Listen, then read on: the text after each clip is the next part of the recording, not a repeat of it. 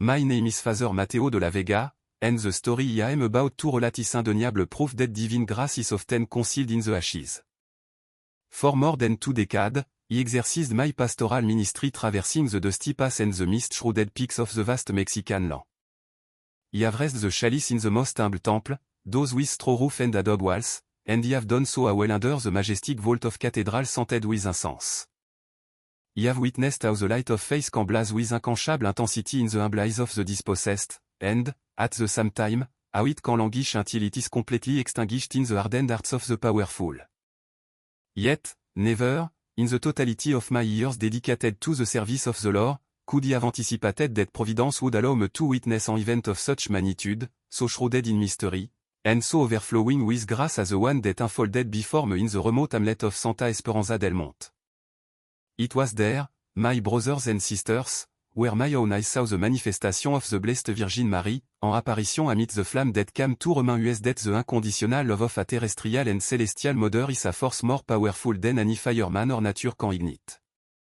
10 entières journées began a suffocating July afternoon in the city of Puebla. The air was not only dense but seemed to vibrate with an oppressive heat, and the church bell tolled their vesper rhythm with a languor that suggested fatigue before the harsh sun. He was in the cool gloom of the sacristy, immersed in revising missal, when an urgent knocking interrupted the stillness. It was a young messenger, covered in dust and visibly exhausted from the long journey, who handed me an envelope sealed with the official emblem of the bishopric. He opened the missive with a mixture of professional curiosity and vague apprehension. I read the lines etched by the ink, he felt an icy chill that ran down my spine, a violent contrast to the heat outside. The bishop, with his usual conciseness, ordered me to travel immediately to a small, isolated village deep in the Sierra Mixteca. The destination, an ancient temple, consecrated to the Virgin of the Rosary, which had been reduced to smoking ruin after a devastating fire. They are desperately in need of a pastor, the letter stated, someone who can infuse the breath of faith into a village that has lost not only ETS house of God, but also ETS hope. That night, sleep evaded me. The image of the fire, the vision of ruin, and the echo of abandonment resonated in my mind with an almost painful insistence. He knelt before the small, faithful image of the Virgin of Guadalupe that always accompanied me. In the darkness, he prayed fervently, Heavenly Mother, if this sombre mission is truly your will, guide my uncertain step. If even the smallest spark of faith still subsists in that scorched village, show me the path to rekindle it in their hearts. There was no audible answer or visible sign, but an inexplicable peace, like the caress of an invisible hand, settled upon me. That silent certainty was enough. The next dawn, he packed my few belongings and boarded a bus heading towards the mountains. The road proved to be a long and treacherous serpent of asphalt and dirt. The landscape transformed with every turn, from the vast, golden fields of the valley, we moved to robust hills clad in oak, until a thick, cold fog began to descend, enveloping the road like a shroud. In the adjacent seat, a deux elderly women recited a rosary, low and constant. At one point, without even looking up or interrupting her prayer, her trembling voice rose barely a whisper, Father, proceed with caution. In Santa Esperanza, the fire never goes out. He looked at her in surprise, but she continued her prayer, immersed in deep piety. He could not discern whether her word were a literal warning or a spiritual omen, but that mysterious phrase accompanied me through the rest of the journey. He arrived at the village just as evening fell, when the sun was sinking behind the mountain crest. The air in Santa Esperanza del Monte was heavy, laden with a penetrating smell of oil smoke and burnt resin. The entire place seemed caught in suspended time, with ETS adobe houses silent and ETS cobblestone streets showing no trace of bustling life. In the heart of that stillness stood the old church, a structure mutilated and blackened by the disaster. ETS tower was visibly split, and the bell leaned, twisted by the force of the heat. Contemplating this monument to devastation, he felt a knot of anguish tighten in my throat. The temple was not just a ruined building, but a wounded body that, despite everything, still seemed to breathe. He was greeted by Doña Clara, an elderly woman whose face bore the marks of weariness, but whose gaze retint en indomitable firmness. She led me to the old rectory, a modest refuge covered in dust and inhabited by cobweb. As she showed me the room, she confided in Halo, confidential voice, Father, since dead fire, no soul has dared to enter the temple. The people claim the fire is still alive inside, even though the stones are cold. Some events a day have seen shadow moving among the rubble. My concern immediately focused on the object of my mission. And the image of the Virgin? He asked anxiously. Donia Clara lowered her gaze, visibly affected. She disappeared that night. Some believe she was consumed by the flame, other, that Someon rescued her and hid her. The truth is no one has the courage to look for her in the darkness. He remained silent, absorbing the magnitude of the tragedy. Night was falling quickly, and a chilling wind blew from the north, dragging with it the bitter smell of ash. With a small oil lamp in hand, he ventured alone into the temple's interior. The walls were saturated with soot, the altar lay destroyed, and the pews were scattered and broken. Nevertheless, despite the palpable destruction, something sacred remained, a dense, almost palpable silence enveloped me, testifying that the spiritual life of that place had not been annihilated. He knelt on the floor before the fallen altar and prayed in a low voice, Our Lady of the Rosary, if your presence still dwell in this place, grant me a sign of your grace. If your holy image still exists, show me where you are hidden among the ashes of this ruin. Suddenly, a subtle creak, like the ry wood, echoed behind the main altar. He brought the lamp closer and, among the blackened stones, distinguished a small shred of blue cloth, barely visible. He touched it with infinite caution and, in doing so, felt a soft, comforting warmth, like that of a freshly lit candle. He retrieved the fragment and confirmed my suspicion, it was a piece of a mantle embroidered with golden star. Without the slightest doubt, he recognized it a part of the Virgin's vestment. My heart, until then oppressed, began to beat with renewed strength, and tears of hope ran down my face without me being able to stop them. There, in the midst of desolation and smoke, he had found the first vestige of the mother. That night he could barely sleep. The howling wind seemed to evoke the roar of the flame, and every shadow projected on the adobe wall reminded me of the life the fire had claimed. But within my soul, a certainty burned with more force than the insomnia, the Virgin Mary had not abandoned that place. The next morning, he summoned the few remaining faithful. There were no more than 20 people, mostly elderly and women whose faces were marked by grief. He spoke to them from the atrium with a heart inflamed by the promise of the discovery. Brothers and sisters, the fire may have consumed the walls and the wood, but never the face. If we join to rebuild this temple, if we return to the Virgin rightful dwelling, she will, inevitably, return to us. A murmur of fear and disbelief ran through the small group. Some shook their head. Father intervened a robust man in a straw hat, that fire was not the work of men, but a punishment. Since it burned, those who dared to enter fall or lost their mans. Do not disturb what God intended to leave buried. It was not a punishment, but a test of faith, he replied with authority. Fire, when confronted by love, purify, but does not destroy. Donia Clara, her eyes filled with silent tears, nodded. Father, if you believe the mother is still here, we will follow you. And with that promise, sealed by hope, my mission in Santa Esperanza began. What neither they nor he could imagine was that the fire, the very thing they feared, would soon ignite again, and that in the heart of those flames, heaven would show USTS immutable face. The subsequent days were a succession of exhausting work, clouds of dust, and incessant prayer. The temple seemed to resist being awakened from a TS sleep of ash. Every stone removed, every board replaced, released an ancestral smell, a persistent mixture of smoke, dampness, and forgotten face. With the help of the few, he dedicated himself to cleaning the altar and repairing the pews, slowly but firmly restoring the soul to the place. The trembling of the elderly worked in a silent, communal effort. We knew our labor transcended mere masonry, we were trying to return life to the possibility of a miracle. One afternoon, as the sunlight faded behind the peaks, he remained alone in the temple. Shadow stretched and elongated between the broken column, and the wind whistled through the gap in the roof. In the center of the makeshift altar, he placed the piece of blue mantle he had recovered from the ruin and, kneeling, he prayed the rosary. Suddenly, the lamp's flame flickered with unusual violence, and a chill ran through my body.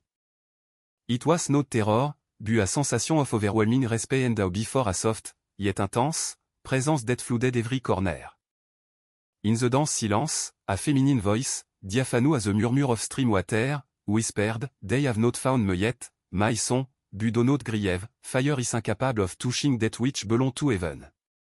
He prostrated myself on my knees, trembling, tears in my eyes. He tried to articulate a word, but my lips remained paralyzed. The voice vanished as mysteriously as it had arrived, leaving behind a subtle and exquisite aroma of rose. In that instant, he understood the truth, the image of the Virgin existed, she was not lost, but awaiting the right moment to be revealed. The next day, he shared my experience with the faithful. Most crossed themselves with renewed devotion. But other, like Don Ramiro, the most skeptical man in the village, frowned with suspicion. Father, he said severely, those are just illusions produced by exhaustion. The fire took everything. Do not disturb what must remain underground. And what if the fire did not take her? He countered. What if heaven itself wished to return what we believe lost? Don Ramiro looked at me with contempt and withdrew, muttering inaudible word about superstition. That night, the wind blew with unusual fury. The clouds devoured the moon, and the sky acquired a dark red hue. The village seemed to hold the its breath, expectant. From the rectory, the dark silhouette of the temple was intermittently illuminated by distant lightning. He knelt before the crucifix, imploring protection. In the midst of my prayer, should broke the darkness. He ran to the plaza and saw several villagers pointing at the temple. A malvol orange glow filtered through the crack of the blackened windows. Fire, Someon cried. The fire HS returned to the church. Driven by a fervor that was not my own, he grabbed a bucket of water and ran. The heat emanating from the temple was unbearable. Flame rose from the roof, roaring and crackling like living beasts celebrating their feast.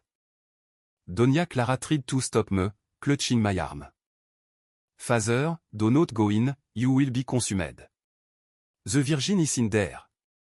He shouted, freeing myself from her grip. He entered. The air was a burning mass, and the dense smoke blinded me, scraping my lung. My skin burned, my chest tightened, and every step was a battle against hell and fear. But a powerful, divine intuition urged me forward. He advanced towards the altar, guided only by faith. Within the jaws of the fire, in the background, he saw a golden flash. It was not a flame, but pure light. He fell to my knees, cooking, my eyes filled with tears of pain and astonishment. Before me, inscribed among the shard remains of the altar piece, stood the image of the Virgin of the Rosary. It bore not a scratch, nor a mark of soot. Her face, serene and unalterable, shone with an impossible clarity, and the fire seemed to retreat around her, respecting her immaculate presence. He approached, trembling. My mother, he gasped, he will not let you be lost again. He took her in my arms, protecting her under my cap. Just at that moment, a ceiling beam collapsed behind me, releasing a storm of sparks and ash. The floor trembled, but my body, sustained by an external force, did not falter. The heat scorched me, the smoke burned my lung, and yet, he managed to reach the door with the image tightly pressed against my chest. Outside, the villagers stared at me with terror and amazement. But I crossed the threshold, the final manifestation occurred. A powerful, cool gust of wind descended from the sky, and the air filled with an inexplicable floral perfume. The flame, which until then had roared with uncontrolled fury, began to recede, sucked inward. The faithful fell to their knees.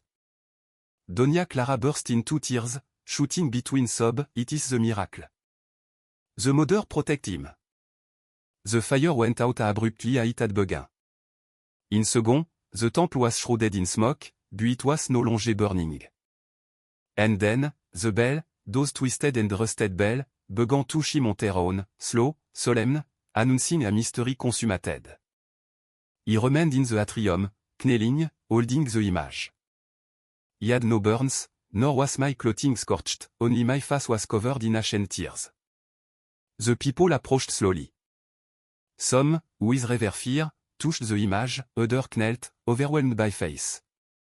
The moonlight, which broke through the clouds at that precise instant, illuminated the Virgin's face, and we could all see it. A luminouter descended a right cheek, if she, too, wept with pity for her rescued people. The silence was absolute. No one dared to speak, only the sob and the faint, miraculous tolling of the bell could be heard. In that moment of revelation, he understood that what had happened was much more than the rescue of an effigy, it was the rebirth of an entire village, the unmistakable sign that heaven still had word for us. At dawn, Santa Esperanza del Monte was wrapped in a precarious calm. The image rested in the sacristy, and he remained awake, praying, when he heard the voice inside me again, the fire purify, my son. Now prepare their hearts, for the true miracle is yet to come. He went out to the plaza carrying the intact image. Brothers and sisters, he said with a trembling voice, the fire wanted to destroy us, but she has returned. She did not burn us, she purified us. Even Don Ramiro, the skeptic, approached, his gaze full of soot and a newfound faith. Father, he saw how the fire went out. This is not the work of man. It is the work of heaven, he replied. The miracle spread like a blessing. Pilgrim began to arrive. The village, on silent, was filled with working and children slaughtered. But the peace was fragile. In the hills, a group of men, self-named the Son of Iron, rejected Marian devotion, believing only in the word and in severity. Their leader, Thomas Aguilar, descended into the village with content. This is a deception, he declared, looking at the image. Fire does not obey Virgin. If your miracle is real, let's see if it happen again. That night, a thread took the form of a torch. As we finished the rosary, an explosion shook the church. We ran outside. The granary, newly rebuilt with effort, was burning again. He saw Thomas Aguilar and his followers in the distance. If your Virgin can handle fire, Thomas shouted, advancing towards the church with a lit torch, let her defend it this time too. Before he could stop him, Thomas threw the torch. The flame caught on the pews. He ran towards the altar. The heat was a physical punishment, the smoke suffocated me, but divine intuition led me to her. A beam fell, blocking my path. He closed my eyes, raised the cross, and cried out, in your name, Mother of the Rosary, let the fire cease. In that instant, the temple was flooded with a furious, icy wind. He heard the voice, do not fear, I am here. He turned, and amid the smoke, he witnessed the ineffable. A resplendent figure, wrapped in a celestial blue mantle, slowly descended from the broken roof. She did not touch the floor, and her face radiated a peace that was more powerful than the burn of the fire. Outside, Thomas Aguilar fell to his knees, covering his eyes. The apparition extended her arms, and the fire, obody, began to yield. The flame extinguished one by one, leaving behind an intense, fresh scent of rose. The church fell silent, bathed in a soft golden light.